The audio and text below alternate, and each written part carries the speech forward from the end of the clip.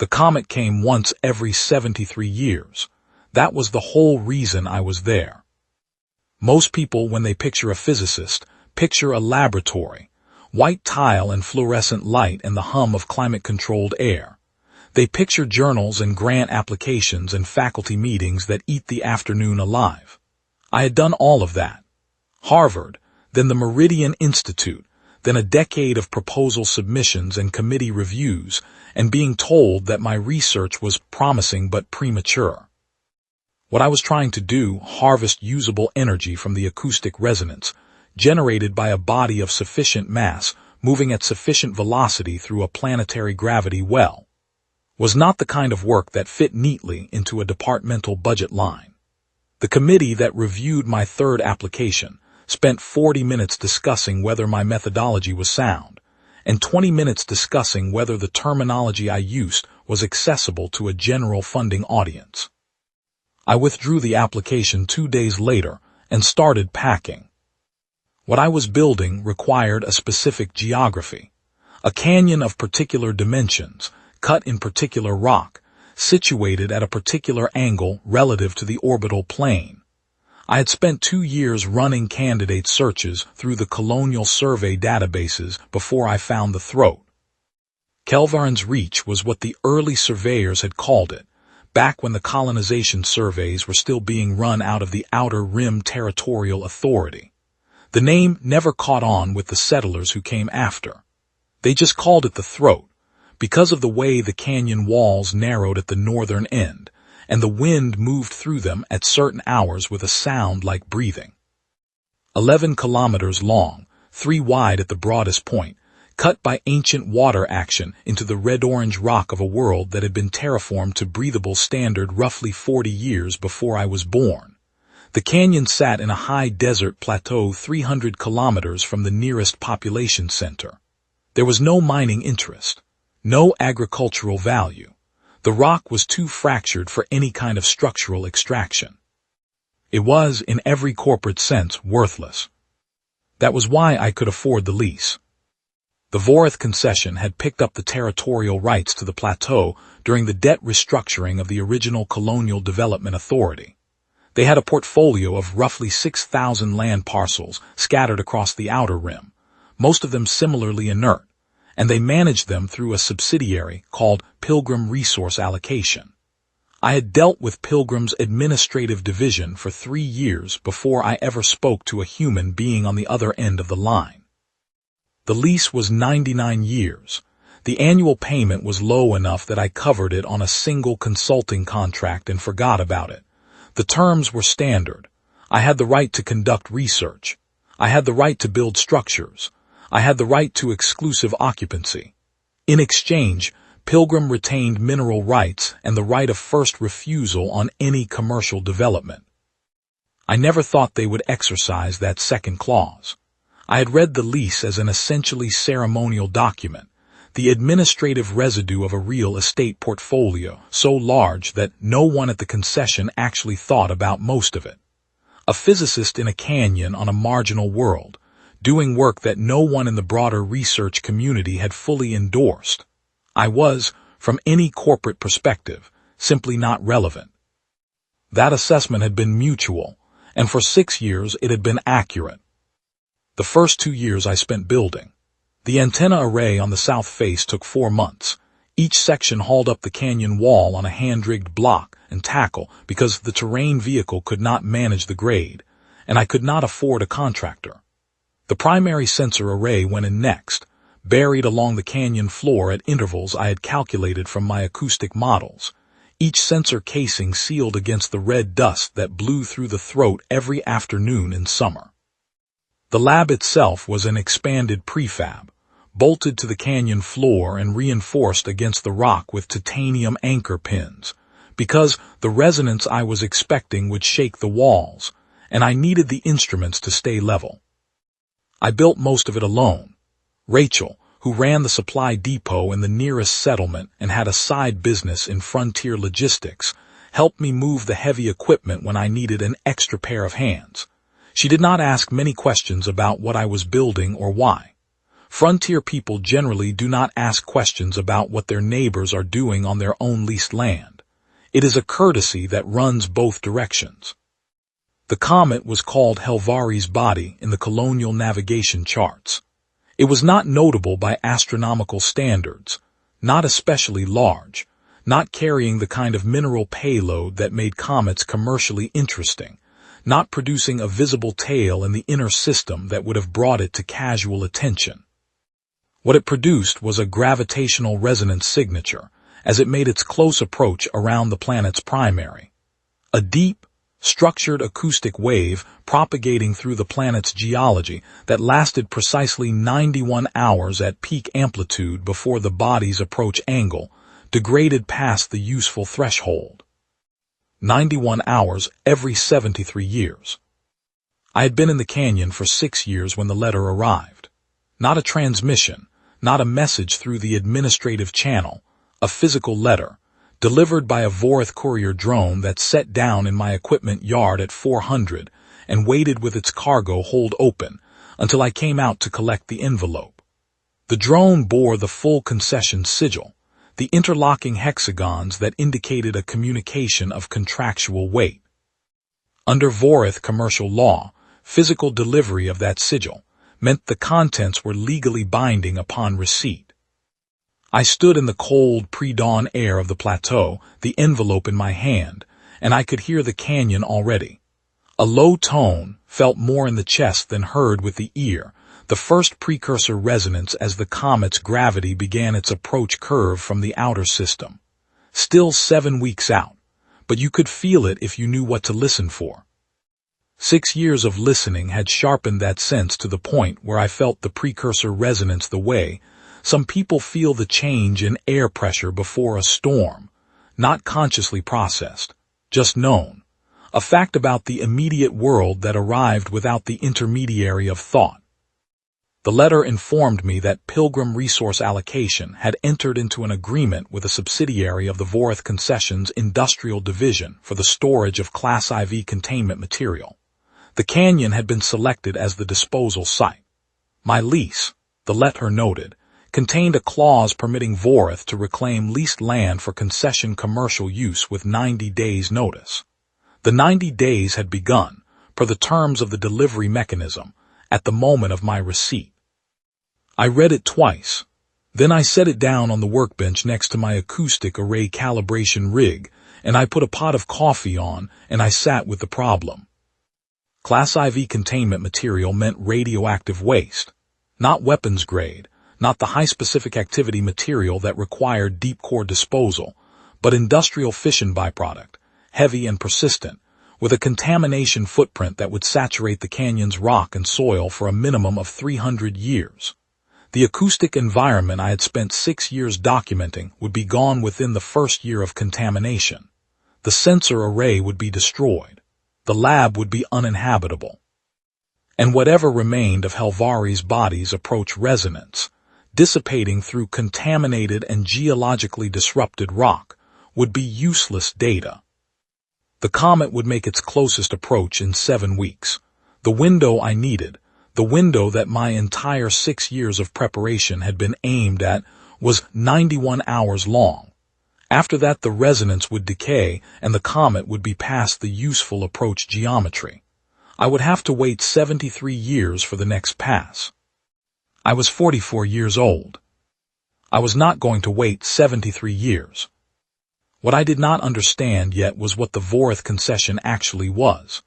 I had dealt with the administrative surface of a very large organization, and I had formed, as people do, an impression from that surface, bureaucratic, slow-moving, motivated primarily by paperwork. What I had not considered was what moved underneath.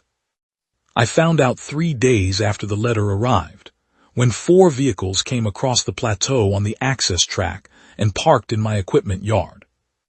I knew what a Vorrith enforcer unit looked like from colonial security briefings I had attended years earlier. Back when I was still submitting grant applications and attending the kinds of institutional meetings where such things were discussed. The enforcers were not Vorrith themselves. The Vorrith were an old species, traders and administrators, physically unimpressive, not built for direct confrontation. What they used for enforcement was a client species called the Keth, heavy-gravity worlders, bipedal but wide, with a musculature density that made them look wrong standing next to a human, like something with too much mass for its height. Their faces were flat and broad, the eyes set wide and low in the skull, adapted to a world with a different light spectrum. They moved deliberately, each step considered, as if every surface they walked on was potentially unstable. This was not caution, it was the behavioral residue of a species that had evolved on a world that was frequently unstable. On solid terrain they were simply unhurried, unshakable in the literal sense. You could not rattle them, not with noise or threat or sudden movement. They processed the world at a pace that was entirely their own. They communicated in a register that the translation hardware struggled with, a combination of subsonic vibration and surface coloration shift that the standard colonial linguistic suites had never fully cracked. The coloration moved across their necks and upper chest in slow waves, amber through dark orange, to a deep red that indicated something the suite rendered as elevated situational priority. In practice, what this meant was that a Keth enforcer would look at you from under that heavy brow ridge, and the color would move across its neck and chest in a slow amber wave, and your translator would render it as something like, compliance expected.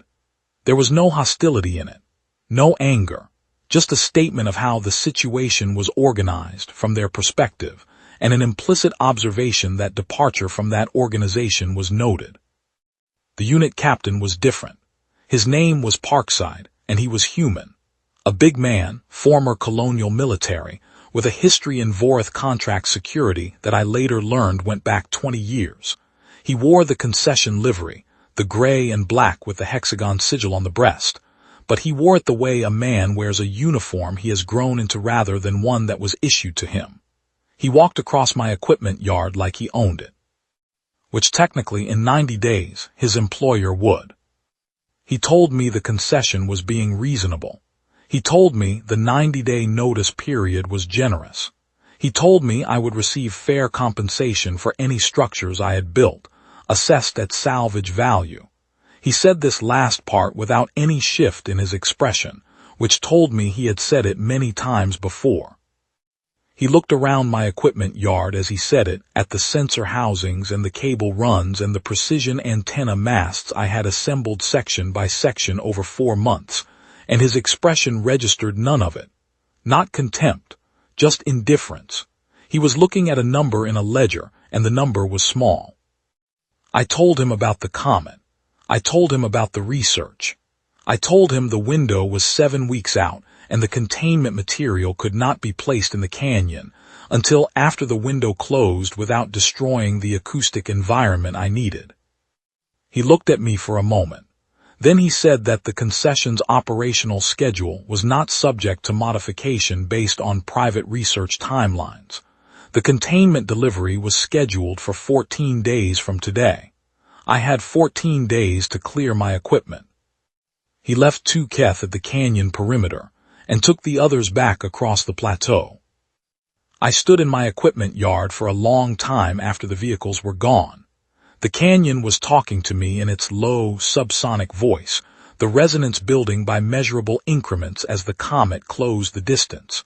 69 days until the window. 14 days until they dropped the containment units. I went inside and opened a channel to the territorial administration. I spent 6 days filing complaints, appeals, injunctions, and formal challenges through every layer of the colonial regulatory system I could reach. I had the lease document. I had the research documentation. I had correspondence from 3 universities and a letter of interest from the Meridian Institute's Energy Research Division. I filed with the Territorial Land Use Authority. I filed with the Colonial Commerce Oversight Board.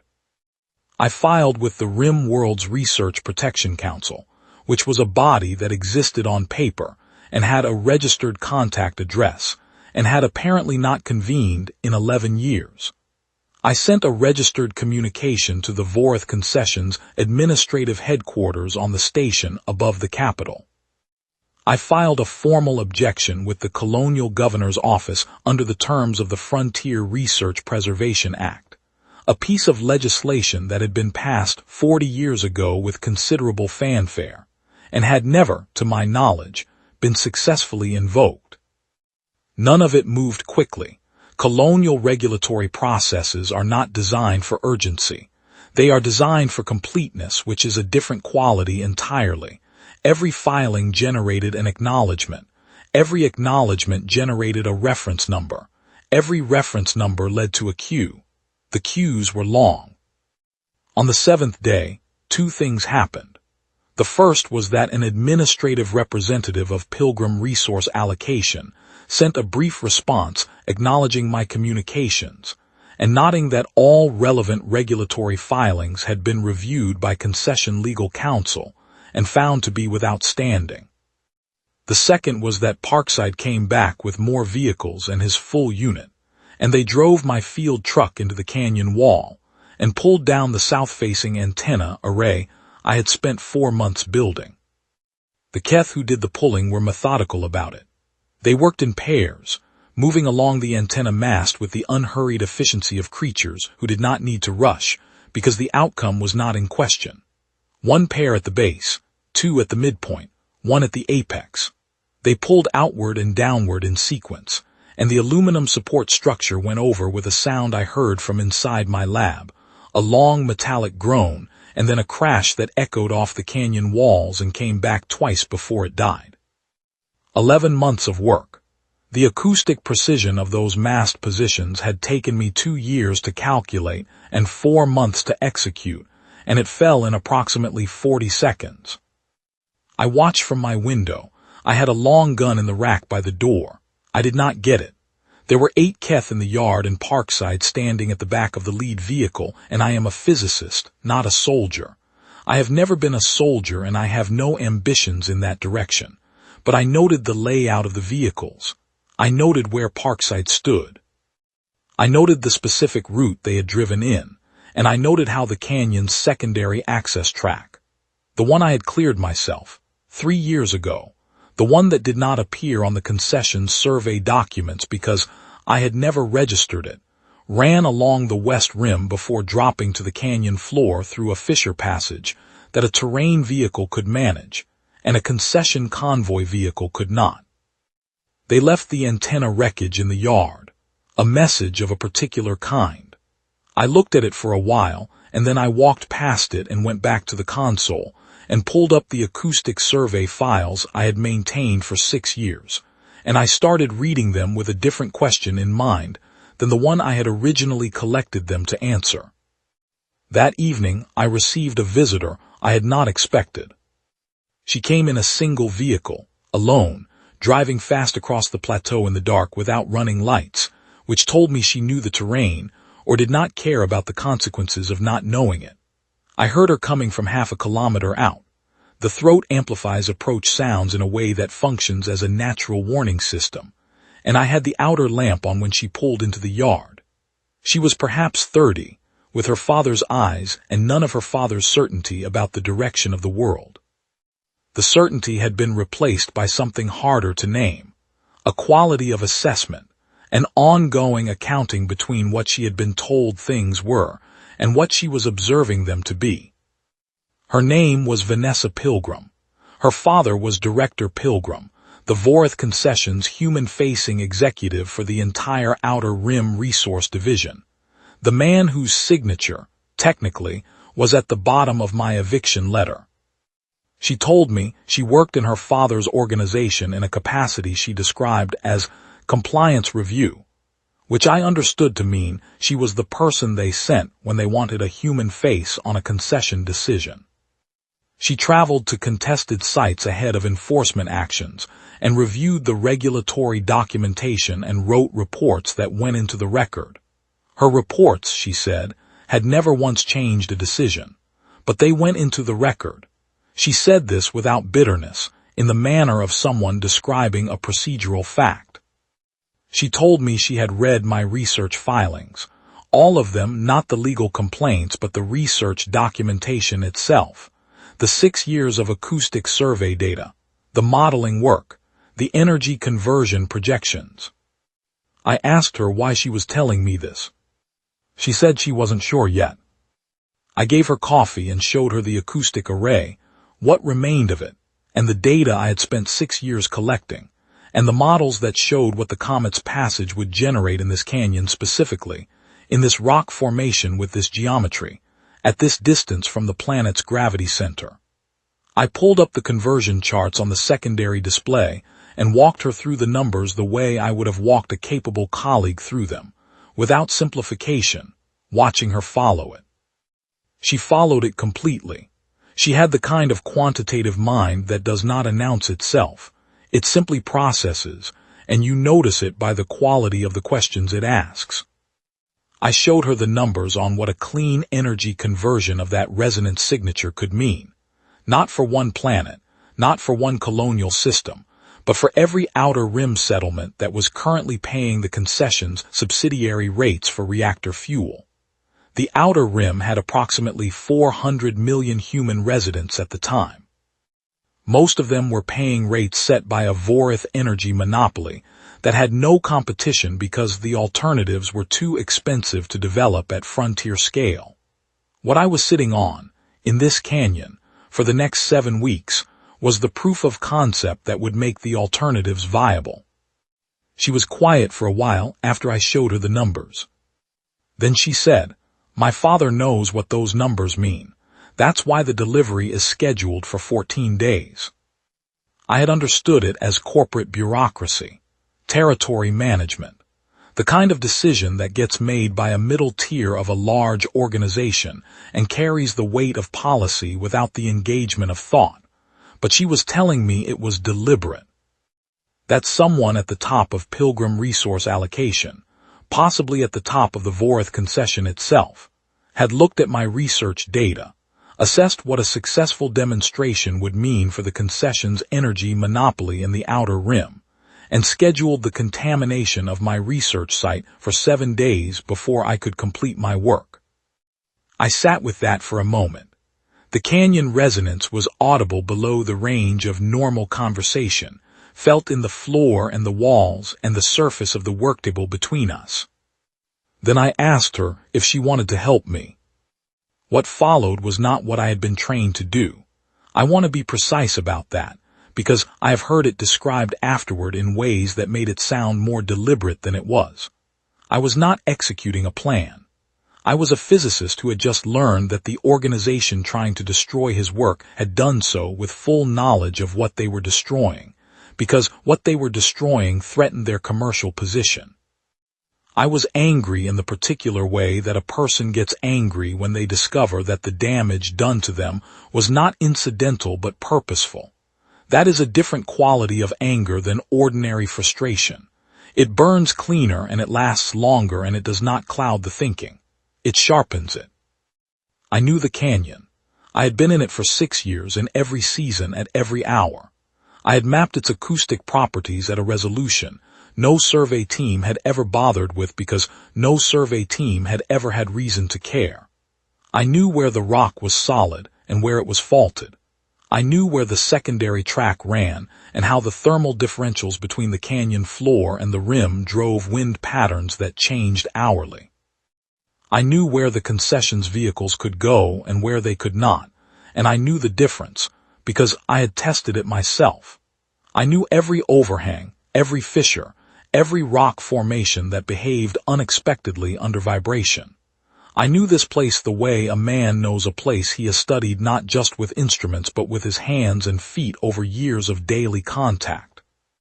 And I had a laboratory full of equipment that was, at its core, designed to manipulate acoustic energy. The first thing I did was simple. The access track the concession's vehicles had been using ran through a narrow defile about 2 kilometers from my lab, where the canyon walls pinched toward each other before opening again. The defile had a particular resonance characteristic at a particular frequency. I had logged it in my field notes 3 years ago as an incidental observation, nodding that the rock formation would be structurally vulnerable to sustained vibration in the 40-60 Hz range. At that frequency, applied at the base of the overhang that jutted from the east wall above the track, the binding matrix of the rock would fatigue. Not collapse, not immediately. Fatigue, which meant the overhang would be stable until a significant vibration moved through it, such as, for instance, the vibration of a heavy vehicle in convoy. I took my portable field emitter and I drove it out to the defile in the dark, and I anchored it in a crevice in the wall, and I pointed it at the base of the overhang, and I ran it for 4 hours at the target frequency, and then I drove back to the lab and went to sleep. I did not destroy the track, I destabilized it. There is a difference that matters, and not just legally. The next morning, Parkside sent 3 vehicles and 12 Keth into the canyon to continue the demolition of my secondary array structures. The lead vehicle hit the defile at approximately 40 kilometers per hour. The rockfall caught the second and third vehicles and blocked the defile completely. No one was killed. I want that noted clearly. The fall happened at the trailing section of the convoy, behind the occupied vehicles. I had calculated the geometry the night before using the survey data and a stress model I ran on my calibration rig. The Keth are durable. Their bone density and musculature, evolved on a high-gravity world, makes them resistant to the kinds of blunt trauma that would be serious or fatal to a human in the same circumstance. They took the impact of the partial rockfall, cleared themselves from the wreckage, and walked out. Parkside was not in those vehicles. He was in the equipment yard waiting for the demolition report. When it did not come, he was on the radio for 20 minutes, and then he was on a different radio for another 40 minutes, and the tone of those conversations, even at distance, told me he was talking to someone who was not receiving the situation well.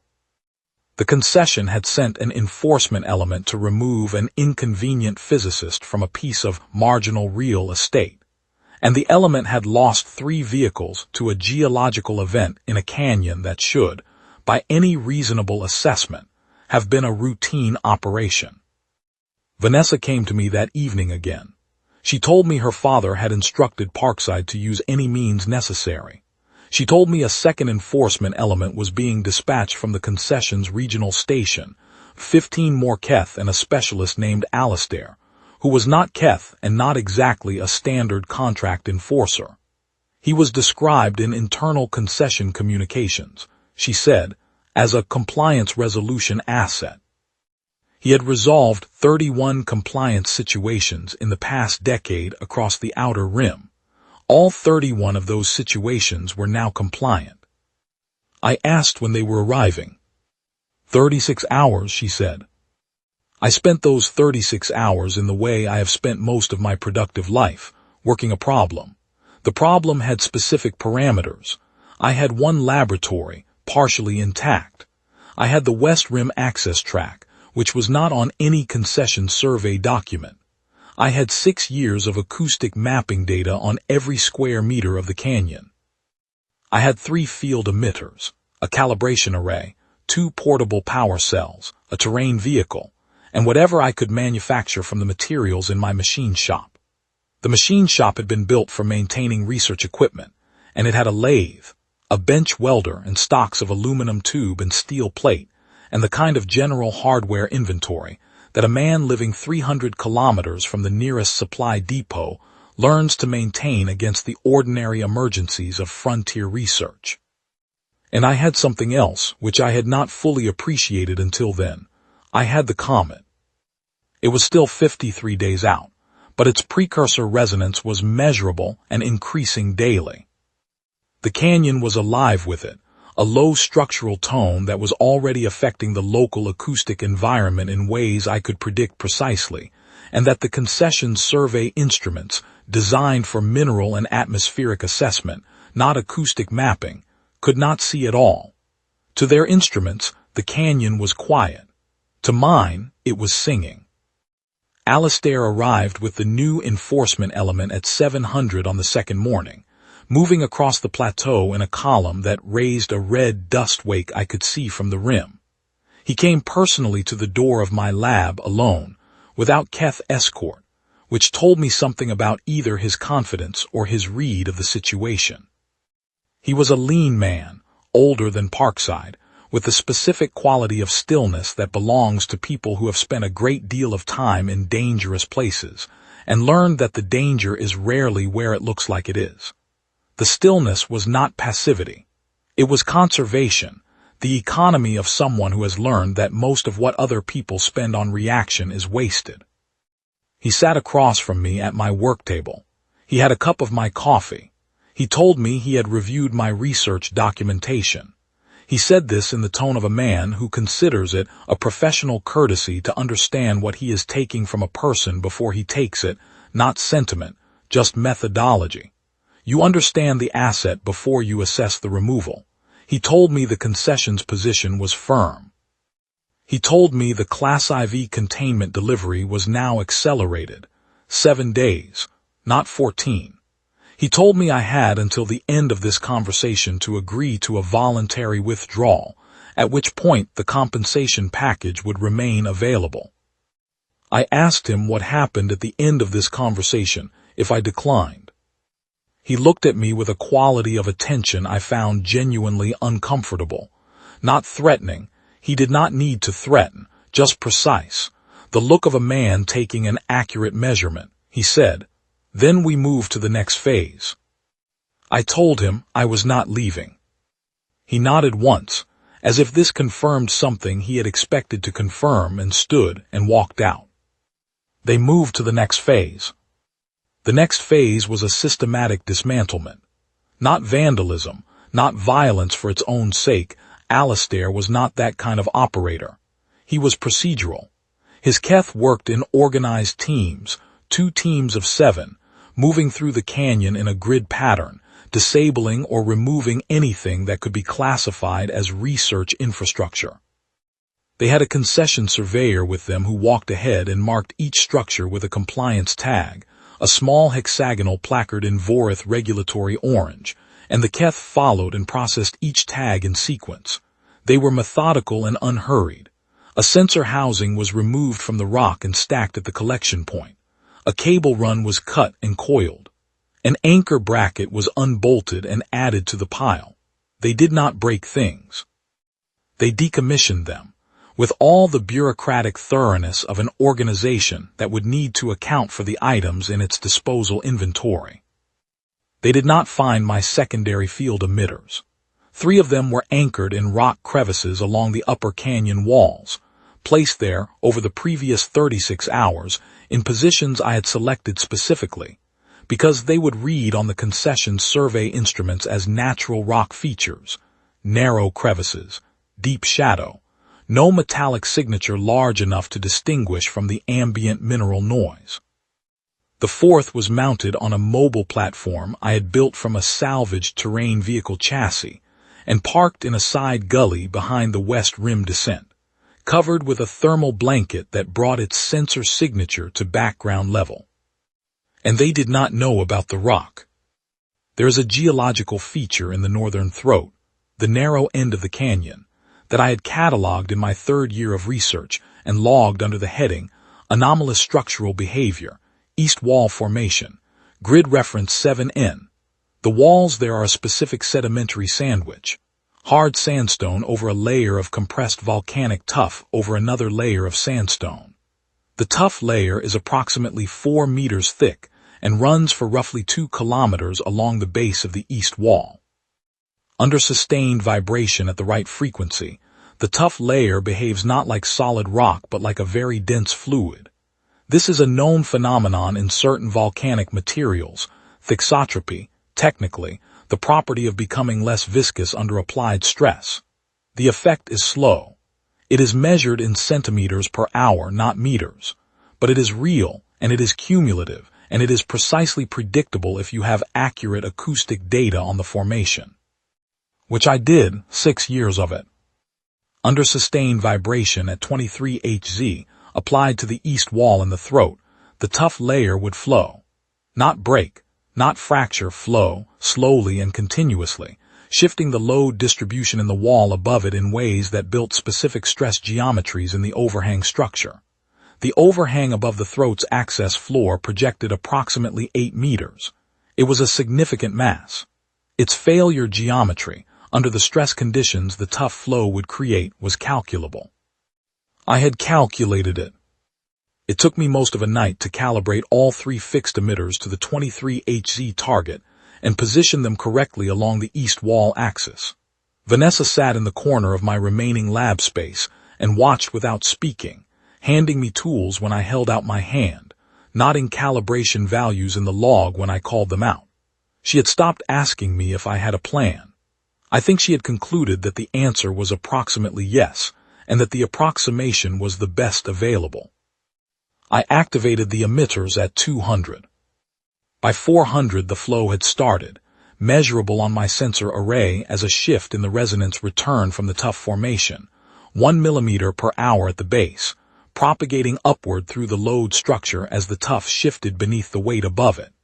By 800, when Alistair's teams moved into the throat to continue the demolition grid, the east wall base was 3 centimeters out of position.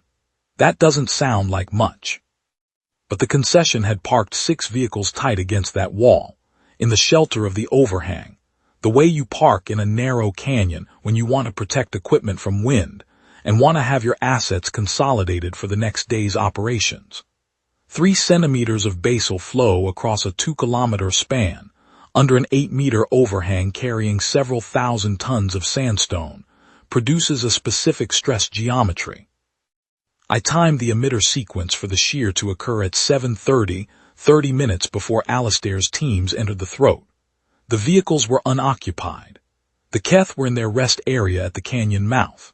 The overhang came down across the vehicle park in a fall that I watched from the west rim, lying flat on the rock with my field scope, and the sound it made ran back and forth through 11 kilometers of canyon for nearly a full minute. 6 vehicles, reduced to a state that the concession's inventory system would have to write off as total loss. Vanessa, at my elbow, was very still. I was watching the fall geometry, checking it against my model, listening for tonal deviations in the echo that would indicate a discrepancy in my frequency calculation. There were none. The model was accurate. I noted this with the particular satisfaction of a man who has spent 6 years building predictive models of acoustic behavior in a complex geological system, and has just conducted the most consequential field test of his career. Alistair came to the lab again. This time he did not come alone, 2 Keth flanking him, coloration running amber high, but he still did not bring the full unit. He sat across the worktable for the second time, and he was quiet for a longer interval than the first visit. The quality of stillness he carried with him was unchanged, but there was something in it now that had not been there before. He was recalibrating, taking new measurements. Then he asked me what I wanted. I told him. I wanted the containment delivery postponed until after the comet window closed. 91 hours of uninterrupted research time, call it 4 days. After the window closed, I would cooperate fully with whatever the concession required. I would provide full access to the canyon and the research data. I would work with Pilgrim's technical staff to conduct a proper assessment of the energy conversion data and evaluate commercial development options. Options that were worth, I noted, considerably more to the Vorrith Concession over any reasonable investment horizon than a single Class IV containment site. He told me the delivery timeline was not under his authority to modify. He was a resolution asset, not an executive. He did not set operational schedules. I told him I understood. I told him to take the proposal back to whoever did have the authority. I told him that in the meantime I had 3 more emitters in positions he had not located, and a geological survey of this canyon that was considerably more detailed than anything the concession's instruments had produced, and that I was willing to demonstrate additional applications of what I had learned if the timeline was not modified. He looked at me for a moment. I could not entirely read him. He was a hard man to read, which was presumably part of why the concession employed him. Then he stood and left. The two Keth looked at me with amber deep in their neck coloration, translation hardware rendering it as, situation unresolved, monitoring continues. I said out loud that I was aware of that, and they followed Alistair out. The next 18 hours were the worst of the whole episode.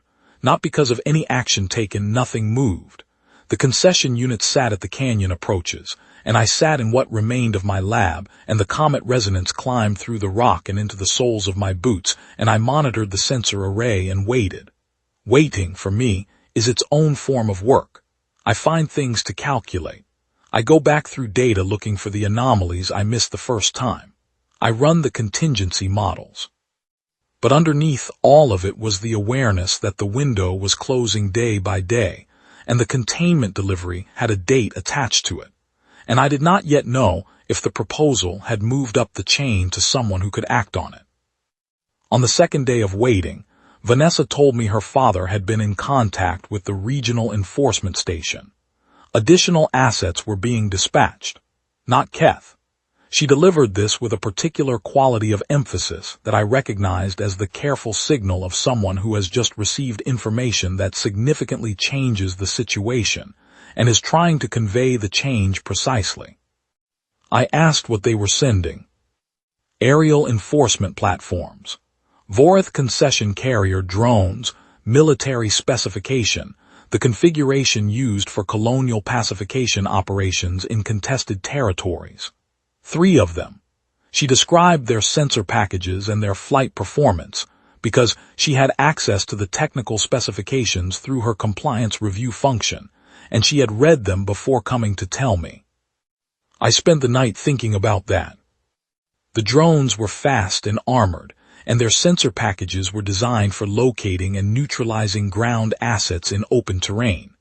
Against a conventional target on the plateau, they would have been essentially unanswerable. No cover, no countermeasures, no way to affect their operational parameters from the ground with any equipment I possessed. But I was not on the plateau. I was in a canyon with 11 kilometers of walls and a specific acoustic environment that was, by this point, well into the precursor resonance range and climbing. Here is what most people do not know about Vorrith sensor technology, because it is the kind of thing that appears in technical specifications that very few people have reason to read. All primary Vorrith sensing systems, ground, aerial, and orbital, use acoustic spatial triangulation as their primary positioning and environment mapping mode. They adopted this approach in the early years of their interstellar expansion, because electromagnetic scanning is unreliable on heavily mineralized worlds, where the rock itself generates false returns at M frequencies. Acoustic triangulation, by contrast, is highly reliable in normal geological environments. The Keth, their primary client enforcement species, had evolved with acoustic spatial processing as a core perceptual system, and Vorrith synthetic engineering had built to complement that capacity rather than work around it. The operational implication is this: a Vorrith drone navigating by acoustic triangulation in a canyon saturated with complex structured resonance at the frequencies, its triangulation system's use will not simply receive interference. It will receive data. Internally consistent, spatially structured, entirely false data, because resonance at the frequencies I was generating through my array was not random acoustic noise. It was patterned. The canyon was generating a coherent resonance signature. To a triangulation system, that signature would look like a map, an accurate map of an environment that did not exist. The comet was 26 days out. The canyon's precursor resonance had reached a level that my array was already converting at a measurable rate. Not the full experimental yield, nowhere near it, but enough for a specific, targeted application. Enough to fill the canyon with structured acoustic data at the frequencies the Vorrith drone systems relied on for navigation and targeting. I spent the remaining hours before the drone arrival calibrating the full array output toward that specific frequency envelope.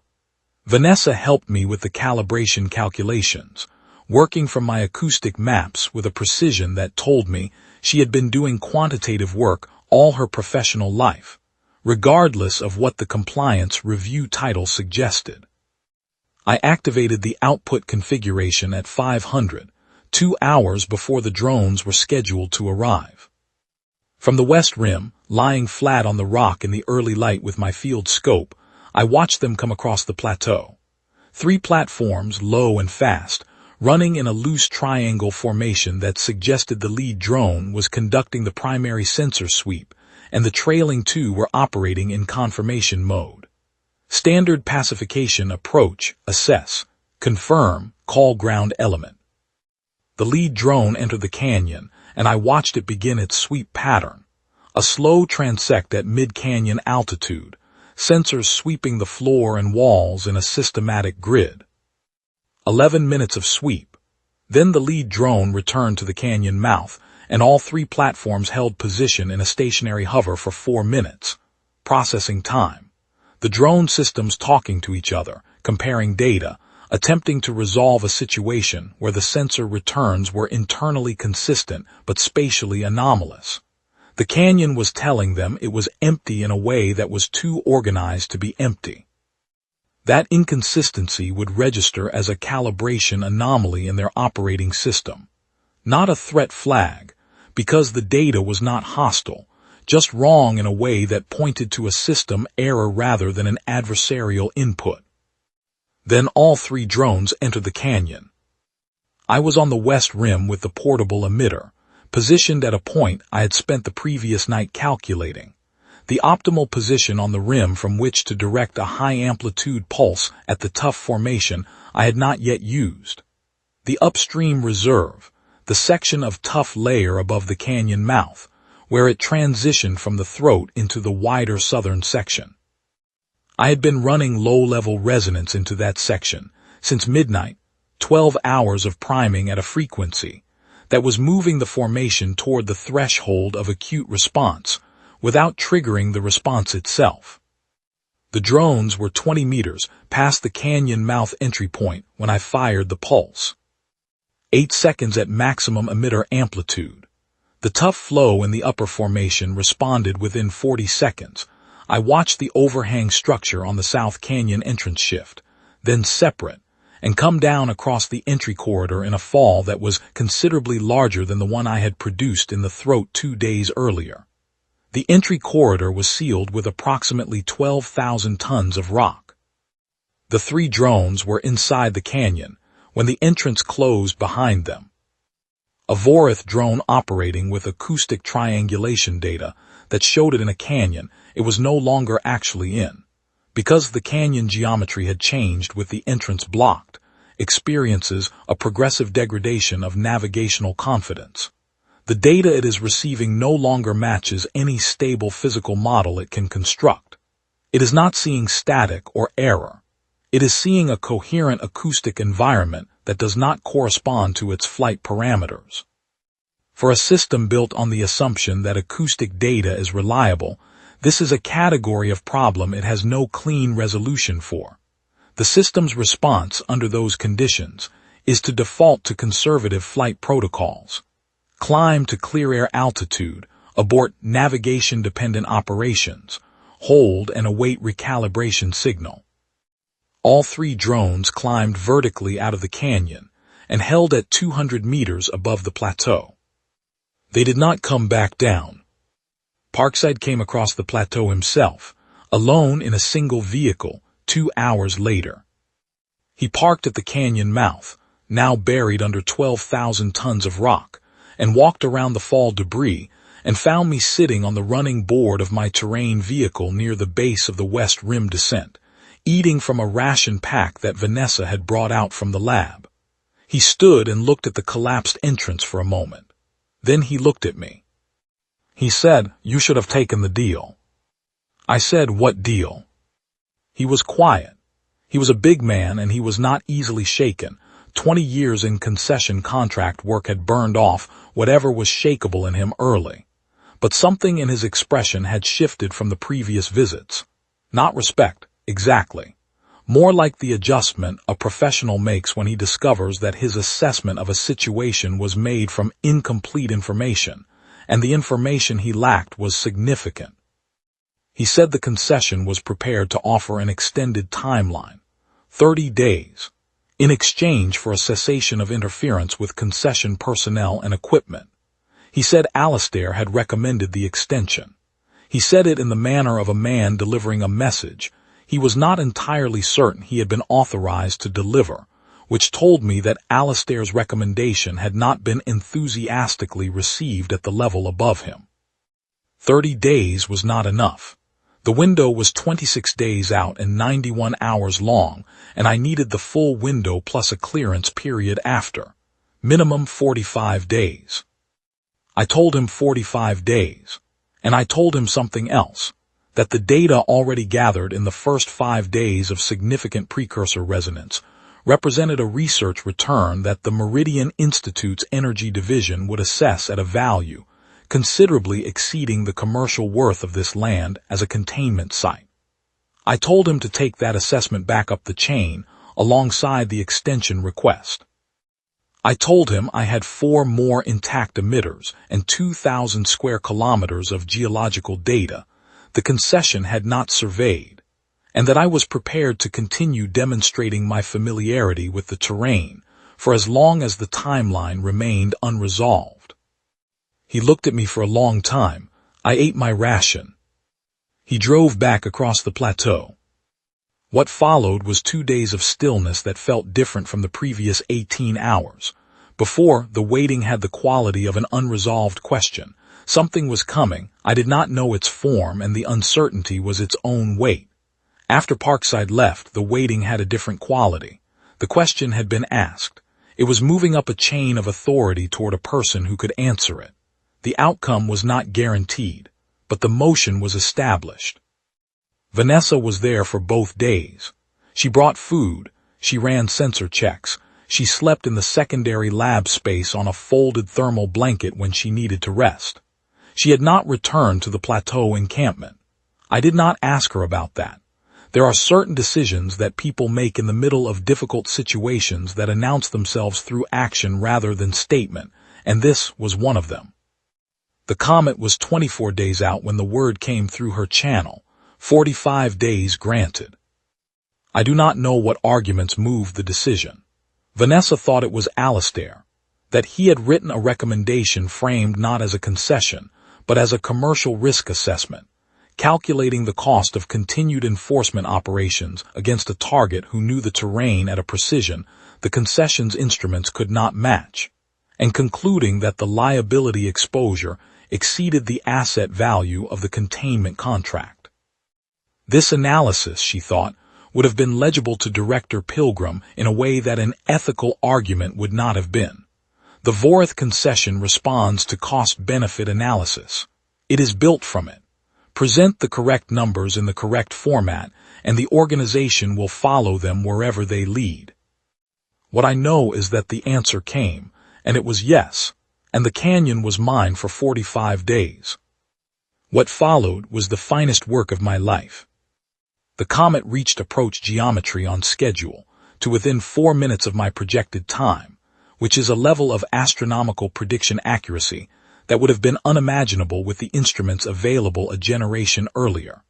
The resonance began its rise at 3:40 on the first morning of the window, and I was at the console before 300, watching the sensor array come alive with it. Not the low felt-in-the-bones precursor that had been my companion for the previous 7 weeks. This was the full resonance, a tone that was audible, that you could hear with your ears as a deep sustained harmonic that moved through the canyon like weather, filling the air with a vibration that had a physical presence you could feel on your skin and in your chest and in the structure of the building around you. The conversion rate in the first hour exceeded my projected baseline by 11%. I stopped and recalculated, checking for instrument error, finding none. In the second hour, it exceeded baseline by 17%. In the third hour, 22. I was not measuring system malfunction. I was measuring the gap between my model and the actual physical behavior of a geological system, I had been studying for 6 years. The gap that represents the limits of what I knew when I built the model, and the new data arriving from outside those limits. In a planetary acoustic system of this complexity, 11 kilometers of canyon in specific rock, interfacing with a planet's full geological structure at a specific angle relative to a gravitationally active body, there are harmonics, secondary and tertiary resonances generated by the interaction of the primary wave with specific structural features. I had predicted some of them. I had not predicted all of them. The canyon was showing me things the model had not been able to see. I spent 30 hours without sleep in the first full day of the window. Vanessa kept the secondary logs and tracked my calibration adjustments and brought food to the console and told me at intervals when my hands were shaking badly enough to affect the calibration work. I stopped when she told me to stop. I rested for 2 hours on the cot in the back of the lab and woke when the alarm went and went back to the console. The data was accumulating at a rate that was difficult to process in real time. I was logging everything and flagging the anomalies for later analysis and trying, at the same time, to adjust the array parameters in response to the live data so that I was capturing the harmonics I had not expected. 91 hours, the full window uninterrupted. When the resonance began its decline on the third day, I sat at the console and watched the numbers come down and did not feel what I had expected to feel. I had expected relief, or triumph, or the particular exhaustion that comes after a long effort successfully concluded. What I felt was the onset of the next set of questions. The data I had just collected was pointing in directions I had not anticipated, and following those directions would require a different configuration of instruments, and I was already thinking about what that configuration would need to look like. When it was over, I went outside and sat in the canyon mouth and watched the comet's light trail fade in the dawn sky. A thin line, pale, easy to miss if you did not know what you were looking at. I had known what I was looking at for a long time. The data transmission to the Meridian Institute went out 3 days later, after I had run the first pass analysis and formatted the key results for a technical audience that I knew would be skeptical and needed the anomalies explained before they encountered them. The Institute's board voted to fund a full-scale demonstration array within 2 weeks of receipt. The vote was not unanimous. The skeptics on the board were good scientists, and they asked good questions, and they deserved a thorough answer, which I provided. But the numbers were what they were. The energy was real, the conversion was real, and the data was replicable by any research team with the appropriate equipment and the patience to wait for the next approach of a suitable stellar body. Vanessa routed a copy of the preliminary findings to the Vorrith Concession's Commercial Research Division through her compliance review access, flagged as a potential licensing opportunity. I do not know what conversations happened inside the concession after that copy arrived. I know that the Class IV containment delivery was permanently redirected to an alternative site in the planetary system's outer belt, a deep-core disposal facility that had been the environmentally sound option all along, had anyone been interested in environmental soundness. I know that Director Pilgrim initiated a formal inquiry into the decision-making process that had led to the canyon being selected as a containment site, which Vanessa told me in a brief message was proceeding in an inconclusive direction that was likely to remain inconclusive for some time. I know that Alistair sent a single brief communication, professional in tone, nodding that the compliance situation had been resolved to mutual satisfaction and wishing my research continued success.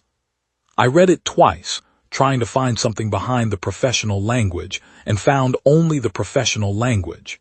He was a precise man. He said what he meant and nothing more. Parkside I saw once more. He was in a concession vehicle going the other direction on the plateau access road, heading out as I was heading in from a supply run. Neither of us stopped. We passed on the empty red road and went our separate ways, and that was the entirety of it. The canyon retained its research designation, I stayed. The work that came after the window was a different kind of work than the work that came before it, less aimed, less urgent, more exploratory. I had the data. I had the anomalies. I had the questions the anomalies pointed toward.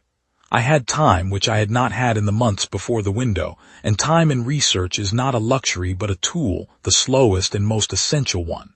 You need it to sit with the numbers, to let the implications surface at their own pace.